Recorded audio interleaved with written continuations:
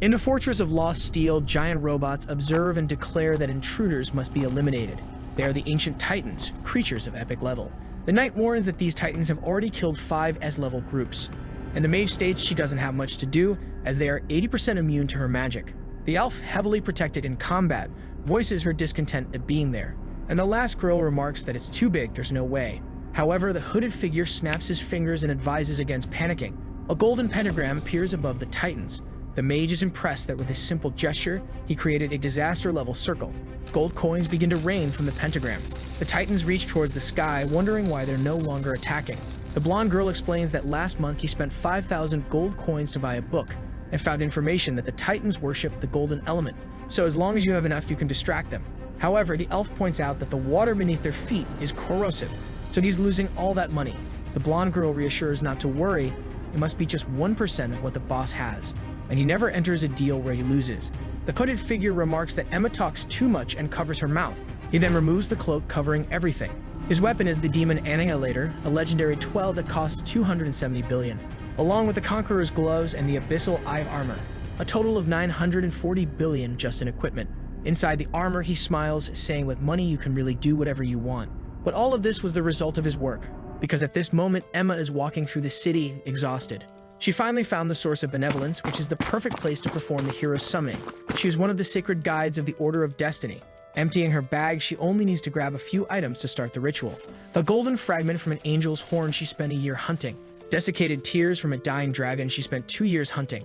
And the most difficult of all, which took 3 years to find, a complete skull of an altruistic victim. Finally, she can begin the summoning. She asks that the great hero of benevolence come and save this world. At that same moment, but in another world, in the G Group department, the blue-haired girl says that all the companies are doing very well, and at this moment, he is already the second richest in this world. With a glass in his hand, he says that's not enough, they have to devour all the competition. He is Gao Yi, the second richest man in the world with 437 billion. The girl whispers in his ear that he's been working so hard for 4 consecutive months. Leaning into his lap, she suggests maybe tonight. Gao Yi looks at her and asks if she has finished the work. She says not yet, there are a few things to do. He then asks if he's paying her 3 million a year to be an escort. He tells her to get the documents and finish all of this today. She agrees and leaves thinking this guy is no good, he only thinks about money. From the top of the building, Gao Yi embraces the city. In a world where money is the most important thing, he wants to be the most powerful person. However, suddenly he traveled and now he's in another place, naked on a fountain. He doesn't understand what happened and everyone thinks he's a pervert showing off. Someone calls him the great hero. It's Emma with tears in her eyes saying she really managed to summon him, she's so happy. Gao Yi grabs her and runs away. He throws her against the wall. He wants to know who she is, where this place is, and why he appeared here out of nowhere. She tells him to step back a little and put on some clothes first. He says he earns 300,000 per second, so he's already lost a lot of money here. She better explain everything as quickly as possible. Emma asks if she only has 5 seconds and he's already spoken one. She explains that the lords of the future predicted that their world is about to be destroyed and 5 heroes will be summoned. The heroes of benevolence, justice, property, knowledge, and trust. Smiling, she says they will embark on this adventure together, but he refuses. She wants to know why he's the destined hero. Gao Yi says he was about to become the richest man in the world, so he doesn't have time for this little game here. Emma apologizes, but unfortunately, he can't go. He can only come. Gao Yi, resembling Levi Ackerman from Attack on Titan, looks incredulous. In another instant, he's already with arms wide open, ready to end it all. Emma pleads with him not to do it. Suddenly, his stomach growls. Emma reaches into her pocket and hands him a little bread roll, telling him not to give up. He remembers his sister once saying something similar.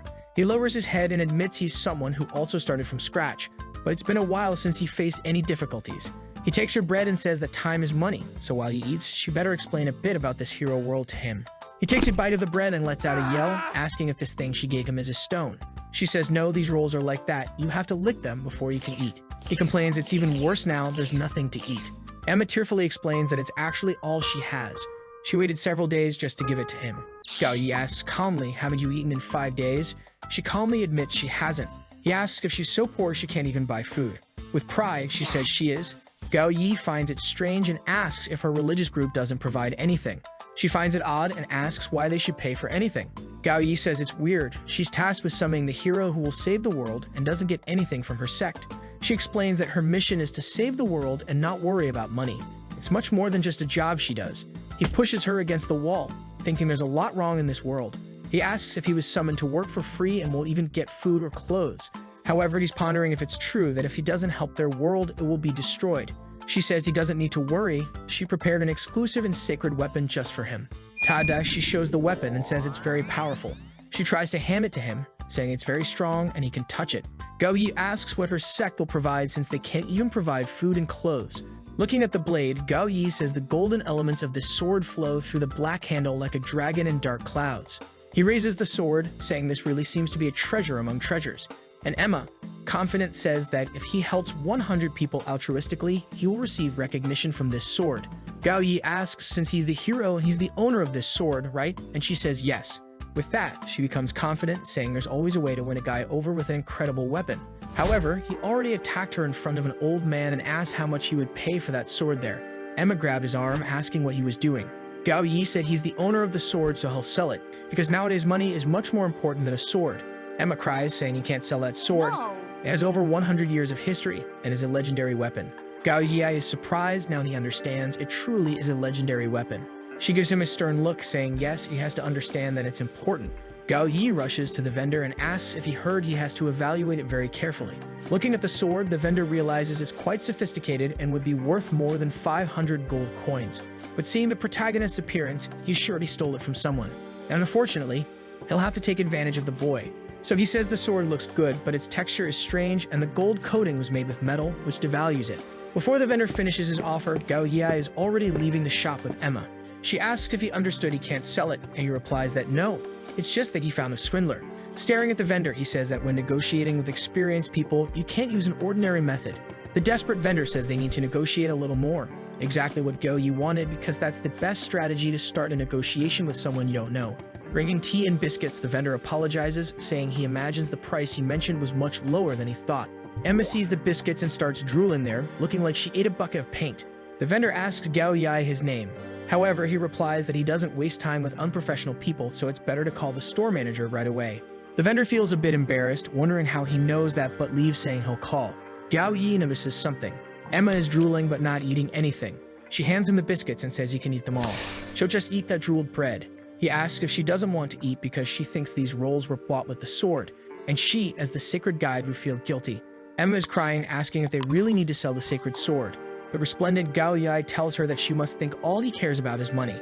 But as a brave man, sometimes you have to formulate plans and take actions that go against the rules. She becomes emotional hearing this, and he says that selling the sword is just a temporary measure because soon he will get it back. Holding hands, he tells her he can't continue alone and needs her to believe in him. Will she trust him? Emma hands over her hands, saying she will indeed trust him. He turns away, saying it's settled. He turns to Emma and warns that when the store owner arrives, she will have to follow his plan.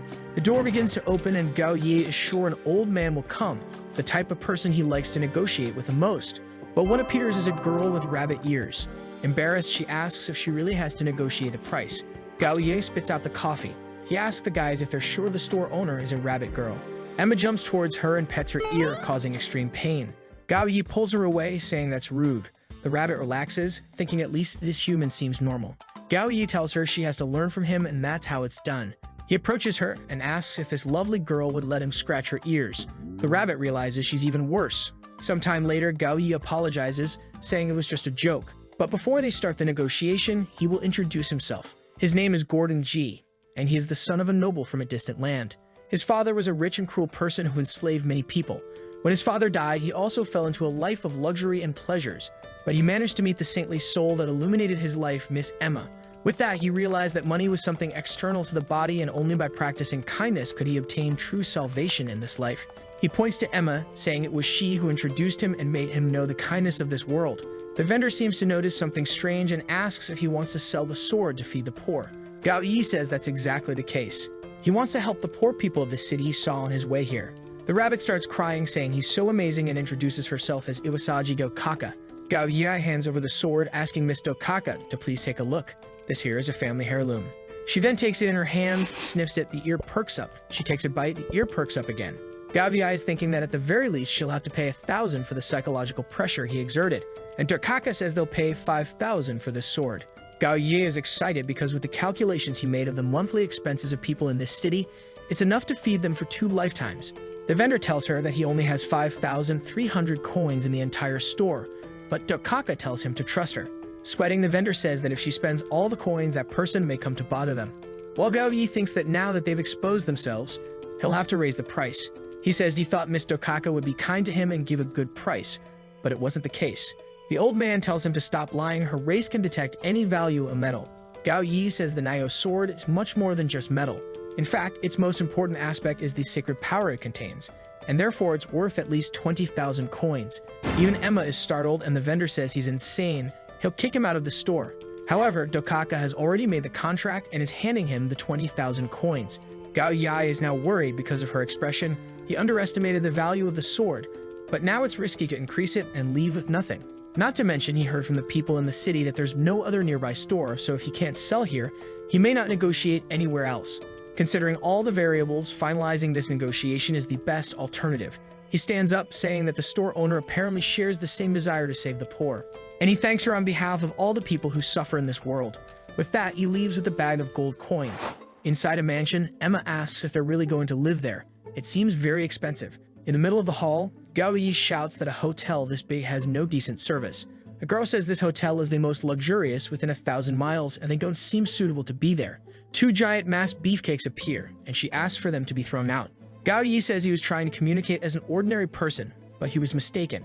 He opens his arms, saying enough pretending, it's time to lay the cards on the table. Suddenly, a bunch of people start entering the place. They surround Emma with a bunch of clothes, and 2 fitting rooms are brought up. The hotel staff doesn't understand what he's doing. An hour later, the curtain falls. Gao Yi and Emma are in new clothes, and the store owner is shocked. That's a customized service. Obviously, Emma's clothes are the least revealing ever seen in the world, while Gao Yi now wears a suit full of gold detailing. The vendor is impressed because to get this kind of customized service, you have to spend a lot of money. As far as she knows, there's only one person in the city who should be capable of that. Gao Yi tells the guy he'll give an extra beyond the 2,500 gold coins since he liked it a lot, and the vendor says if he needs anything, just let them know, and they'll be there right away. With that, he says everything's all right. The store girl now clings to his arm, saying her vision is a little blurry. She just hopes he's not angry. Gao Yi tells her to stop nonsense and just show him the best room and food they have in this place. She says okay and will take him. Gao Yi turns and asks Emma why she's not coming. The poor thing can't believe they spent 2,500 gold coins on 2 pieces of cloth. They then go to the most luxurious room of all, and Emma touches everything, saying it's very soft. She throws herself on the bed impressed, saying it doesn't even feel like she's on a bed. It feels like she's in the clouds. Sitting on the bed, Gao Yi says the quality of it is ridiculous and wants to know where she slept before. She closes her eyes and remembers she slept on the pig, slept on the ox, slept in the pigsty with the chickens, and tells him that when you're unlucky, you sleep wherever you can. The good part about sleeping on the streets is that when you put your hands to the sky, you can see the stars. Gao Yi is speechless and remembers a time when he tried to give his clothes to his sister who said she didn't need them. That day, he promised her that he would make a lot of money and build an incredible mansion just for them. She replied that she was afraid the mansion would be so big that it would be hard for them to see each other. Emma says he seems very different from a kindness hero, but she's sure he's a good person. Gao Yi laughs. For him, kindness is useless. Protecting the people you care about or saving the world, there's only one efficient way to do it, and it's with gold. Sometime later, they have a feast. Emma is drooling but saying it was a waste to use the sword just for that. Gao Yi tells her not to worry, everything is going according to the plan to save this world. Gao Yi remembers that both Dokaka and the hotel woman mentioned a Tao Lord who seems to be inaccessible to civilians. That's why he needs to maintain the image of a noble to enter aristocratic events. But he knows it would be very risky for him to make a move. So the best course of action is to do something that would make this Tao Lord want to contact him. He then tells Emma that he's going to bed and tomorrow they'll go buy some things. When he looks at her, her belly is huge from eating so much. Meanwhile, in Momboni Castle, someone is eating while another person is sweating on the ground. This is Count Murtaugh, and he's telling the guy that he's been on the ground for too long because he hasn't grabbed a piece. The mustached gentleman apologizes, saying he tried to collect the maximum tax, but the people have no money at all. The Count asks if he's going to keep making him wait. The guy apologizes, saying that's not the case, and takes a bite of the meat. The Count stands up and says that this is buffalo meat that was aged for 30 months. Was it delicious? The guy replies that yes, it was very tender. He's never eaten anything so tender in his life. Suddenly, the Count snaps his fingers and 4 girls carrying lots of meat appear. The mustache guy says the meat is very good, but doesn't think he can eat all of that. The Count warns that when he appointed him mayor of the city, he had sworn to do everything he wanted, but he didn't keep his promise. The mayor's feet are tied to the chair. The Count warns him that he has 15 minutes to eat all of that. The floor around the table opens up and several crocodiles are down there. If the mayor doesn't eat in that time, he and the crocodiles will eat everything in him too. He starts eating immediately, desperate, while the mayor just watches. The count says this guy can't even collect 2,000 gold, but the worst is this other guy. The kaka is chained up, begging to be released. She says that sword she bought is very powerful. He doesn't understand. The count observes the sword and thinks about the protagonist's fake name and then tells someone to check who this Gordon guy is. He grabs the kaka's ear and warns her that nobles are fierce people. Back with the protagonist and Emma, he's telling her to be obedient and stay as she came into the world. She replies she's not really into that. Gao Yi says she said she would help him with anything necessary. She says she agrees with any request from him except that one. She's not into doing slimy things, but he grabs her arms, saying she has no choice. He kicks her and throws her in the water, saying he can't stand her smell anymore. She's desperate and begging to be saved, saying she'll drown. Until when she stands up, she realizes it's actually quite shallow and starts bubbling like a fool. Gao Yi, observing her, says she's acting like his sister did when they first entered the mansion. Suddenly, something touches her thigh. She jumps frantically into his face. He pulls her out, telling her to stop making things up. There's no way a snake can survive in hot water. But when he sees, there really is something in the water. Suddenly, the hotel girl appears and tells her that's not a snake. In fact, its name is Fire, a type of creature from Purgatory with a body in flames. As long as you keep 5 of them in the pool, it stays warm. But Emma doesn't need to worry because they're not aggressive or toxic at all. Gao Yi thinks that if he took this back to his world, he could open a perfect sauna place. He then tells Emma that he has something to discuss with the owner and tells her to finish her bath. The hotel girl serves him wine, asking what he wants to discuss with her. She's happy that finally a noble with a bit of money has shown up and she's going to have to finish him off. First, she'll ensure he becomes obsessed, and then she'll take all the treasure he has. When he goes to get the wine, she taps the glass, saying it's time to make things fun. The wine spills on her, and she's embarrassed. Gao Yi starts blushing and drooling, and she already imagines he's going to do some really hot and slimy things with her. But in reality, he grabbed the glass the moment she tried to spill it. He warns her to be careful. If she had gotten wet, she'd have to change clothes and time is money. She awkwardly says he really is very agile. In fact, this is the skill Gao Yi developed because most of the time when he goes out with girls, strange things happen. He then asks her what he can call her. She thinks she'll have to win him over little by little and introduces herself as Bigon. Gao Yi asks her to explain in detail about that city.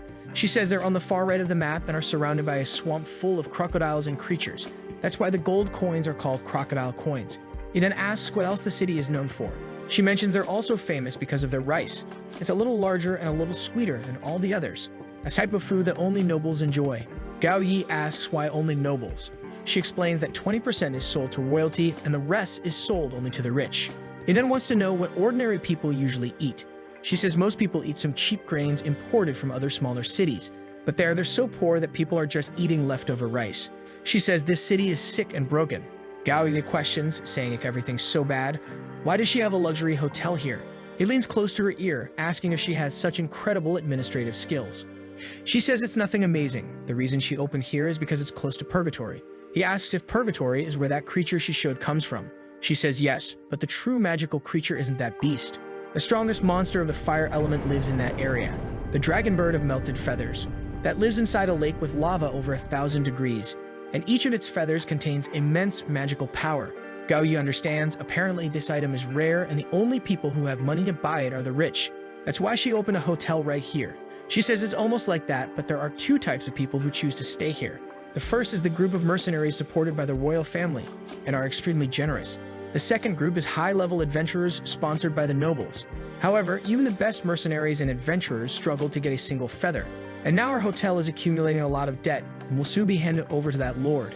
Gao Yi is curious about this lord and asks her to tell him a bit about him. She says there's not much to say. He's a lord who lives around there. He gets up, saying he needs to leave because it's very late and they'll see each other later. Before leaving, she gives a warning.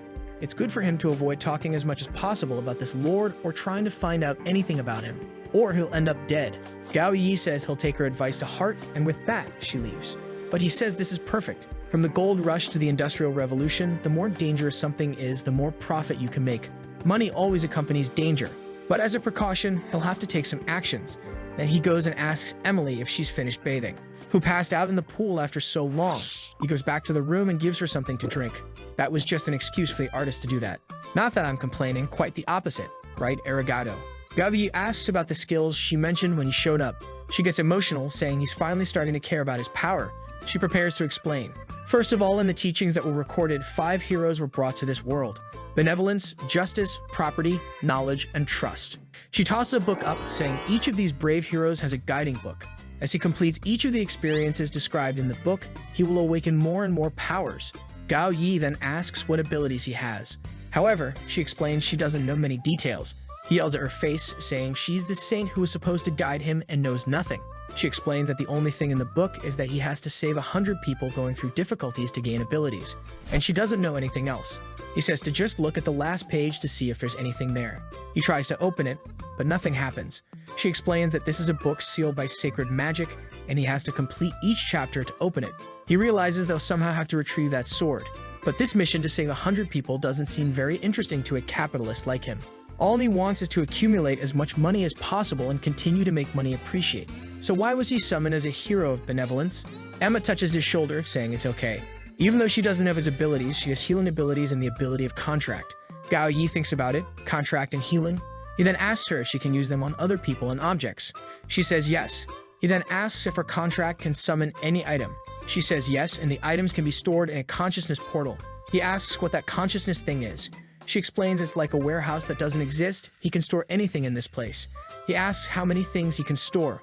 She says it depends on the power contained in the object used by contract. If he uses a sacred weapon to do something like this, he could store anything in the sea. He then asks, and if he makes a contract with a gold coin, how much can he store? She explains that it's almost unlimited because gold coins don't possess mana, which means he can store as much as he wants. Excited, he takes her hand and tells her to make a contract now. She asks if he's sure. The Sea of Consciousness is very precious. Is he going to use it to store money? He explains to her that this money will buy the sword that will save the world, so it's very important. She says she understands then. She picks up a blade that's beside her, points it at him, and says it's time to begin. He wants to know what that is. She says he just needs to shed a little blood to form the contract, and places the giant bag of coins under 2 giant things. She warns him to start shedding blood on the coins. He asks if she really wants him to put his blood on 2,000 coins, and she says yes. He asks if she's sure she knows how to heal, and she says she does. He is relieved, but she explains she can only regenerate hemoglobin and not produce blood, so if he loses too much, he will die anyway. He asks if there's any kind of potion to replenish the blood. She says yes, but they're extremely expensive, so they probably won't sell them in this isolated town. He thinks about that then. How is he going to put blood on all these coins? Suddenly, he says he found an efficient way. He fills a bucket with that water, throws all the coins, makes a little cut on his hand, and spills all the blood. He turns to her and tells her to activate the contract now, but she's a little dizzy, saying she gets sick seeing blood, and faints. He wraps his hand there and rescues the warrior. Now it's going to be complicated.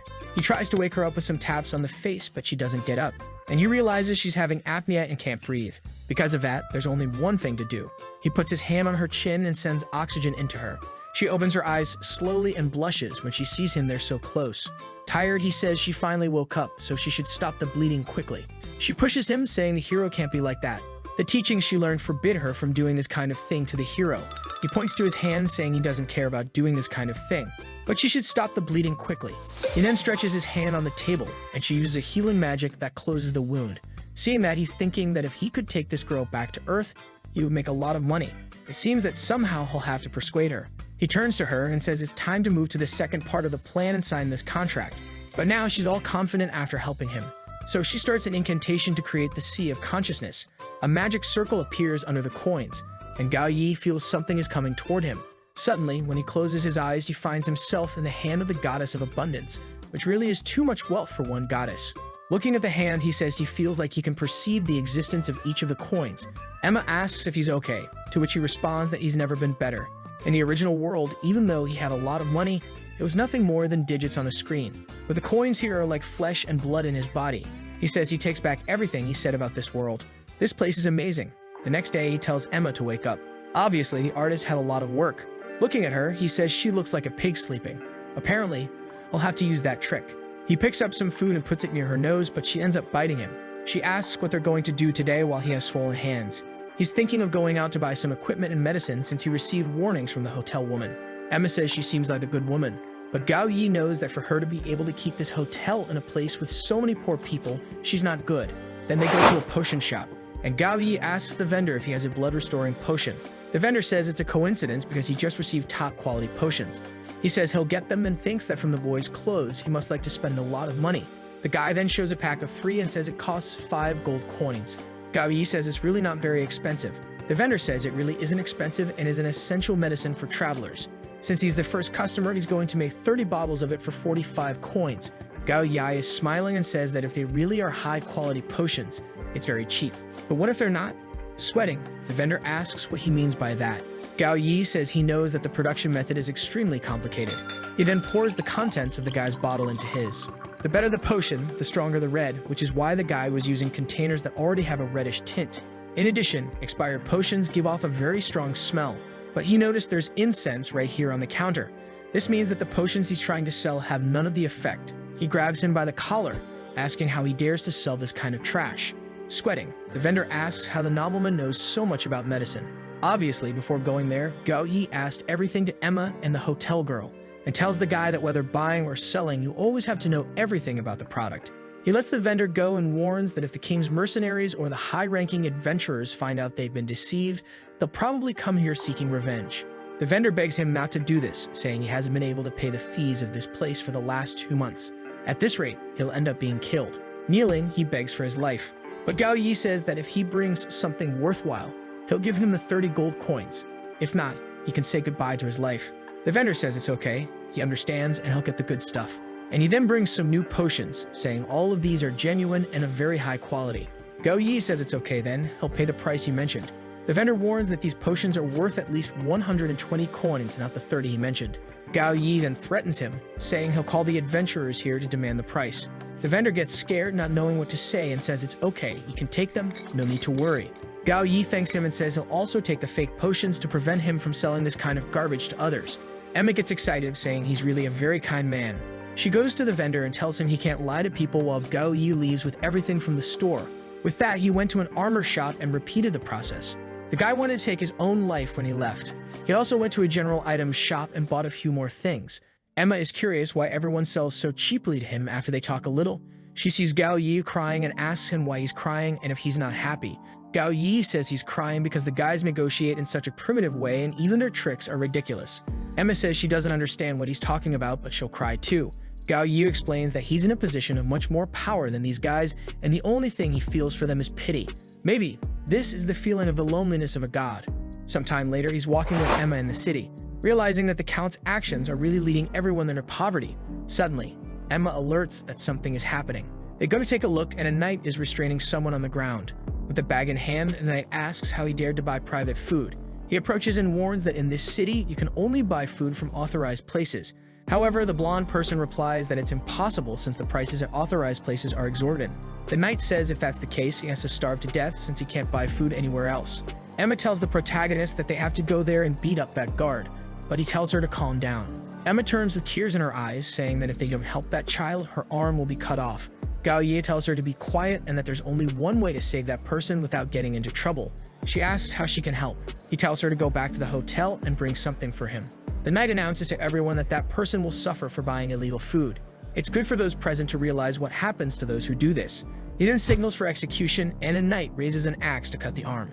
Suddenly, someone shouts to wait. The knight turns, asking who told him to wait.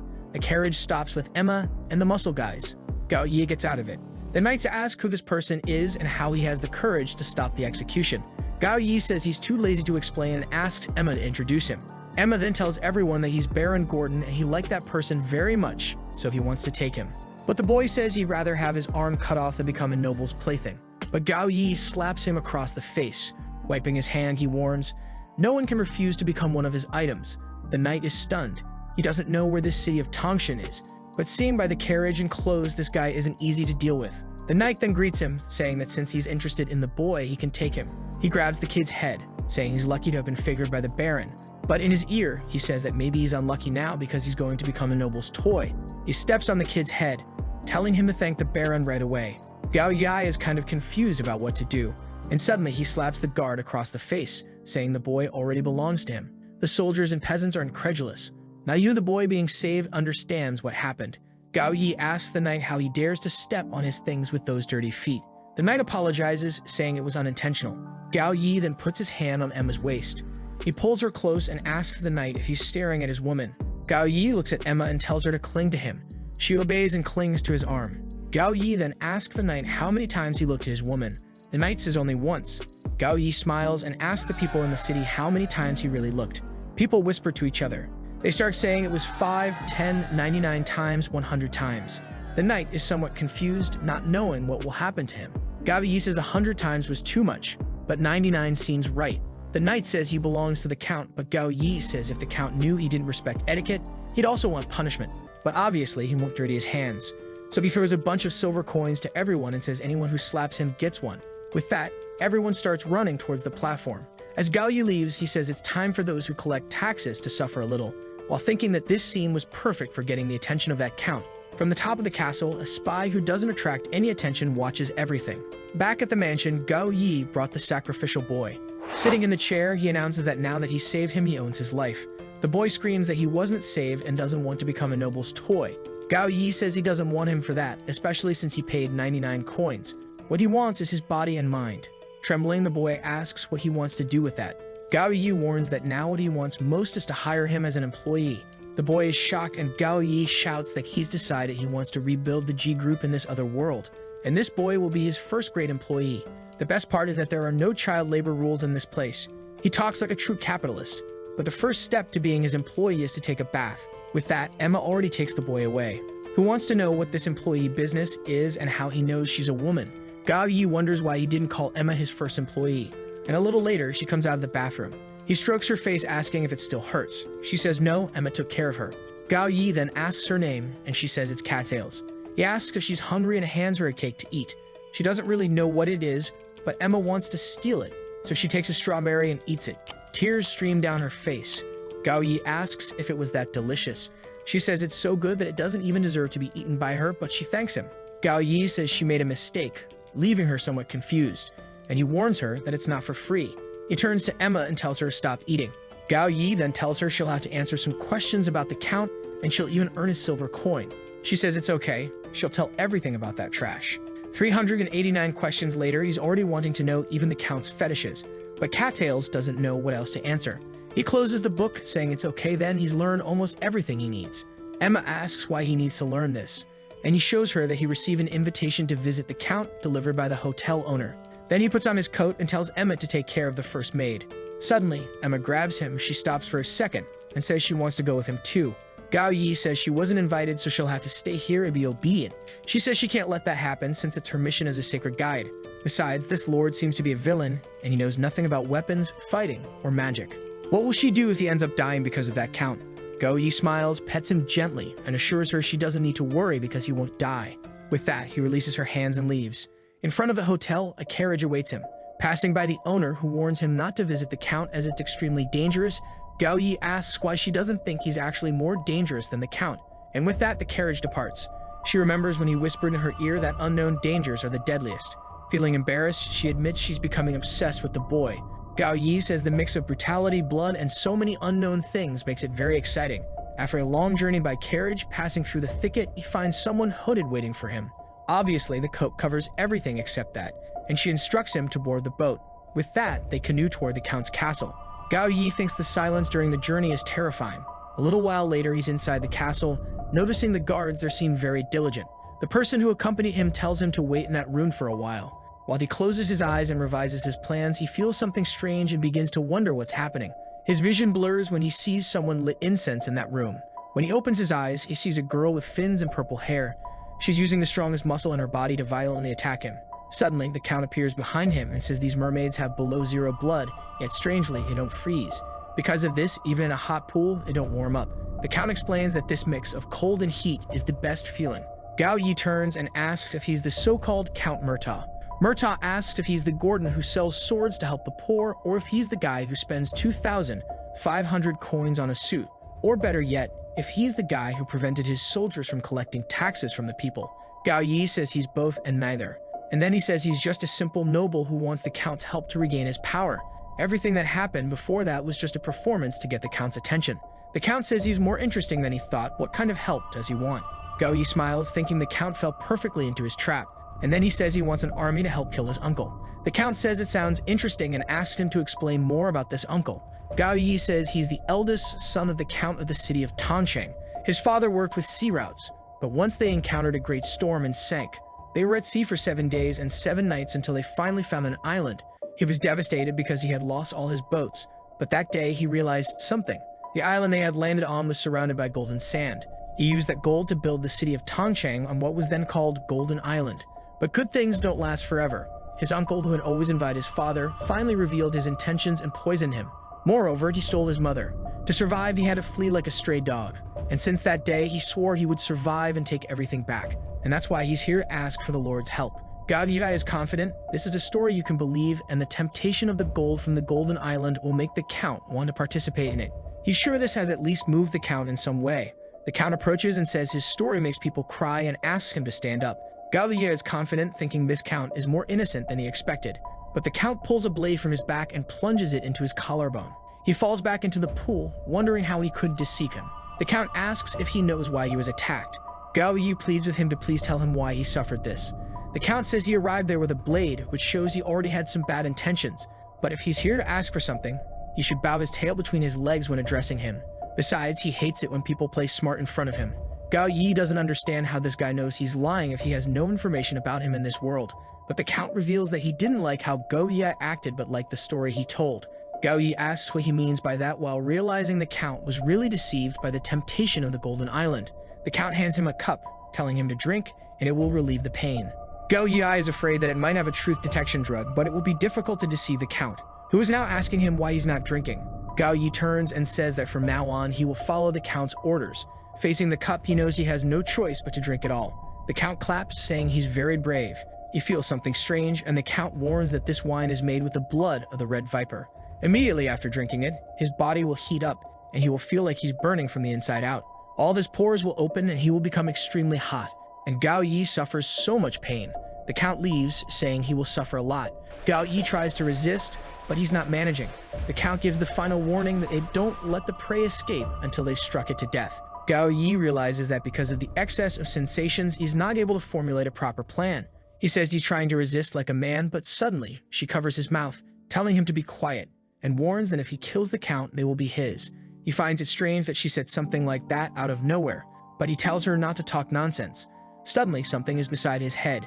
The mermaids are threatening him, and now the fun is over. The red-haired one asks if he thinks they're joking, while Gao Yi wonders if it's some kind of trap from the Lord. Trying to change the subject, he asks why they stopped so suddenly. She then touches his face and warns that because of skin-to-skin contact, she can understand very well what he thinks. Hero of benevolence from another world named Gao Yi. He is startled, besides him and Emma. No one else in this world knows these details. The mermaid says he doesn't need to try so hard to understand, and says that royal family mermaids can read minds, and the condition for this to happen is to cause extreme pain to the person. Gao Yi says that since she knows everything, they can be honest with each other. He has no way to kill the Count right now, and she must know that. And she, who is stronger than him, should be able to.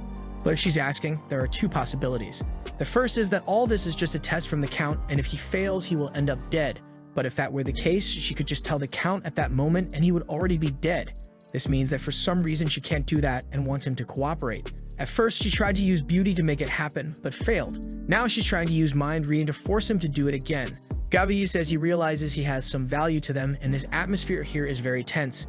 They need to relax a bit. He gets up and goes to the corner of the pool and tells them to reveal the true purpose. The mermaid seems taken aback and says that he really is the only one who can cause changes, and warns that after she became one with him, she was able to see all the moments of happiness and sadness in him. She saw that he was obsessed with money and reached where no one else could, and yet resisted temptations.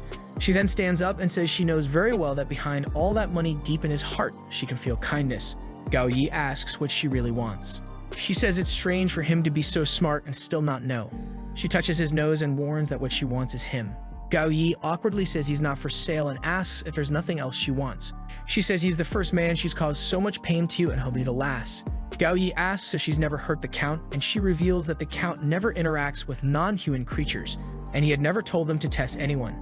For him to have asked that of her means that he values him quite a bit. Gao Yi seems excited by this news. She then advises him to go back to the Count and tell him that they tried to seduce him to kill the Count. This would be the final test of loyalty.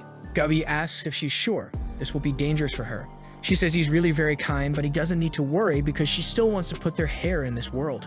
Gao Yi thinks that this world here is difficult to survive in, dresses and asks how they will get in touch later.